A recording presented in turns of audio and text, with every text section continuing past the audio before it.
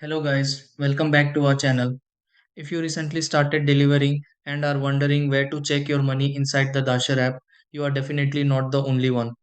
Sometimes people complete deliveries and expect earnings to appear right away, but are unsure which section actually shows totals, weekly payouts, or order by order details.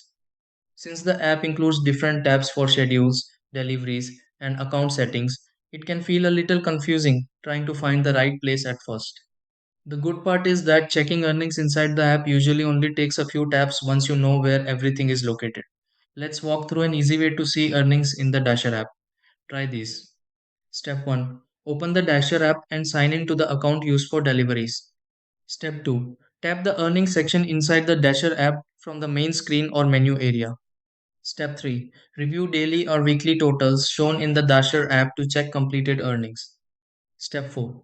Open delivery details inside the Dasher app if you want to see payment breakdowns for individual orders. Step 5.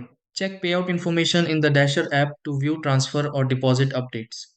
Step 6. Refresh the earnings page in the Dasher app and confirm recent delivery amounts appear correctly.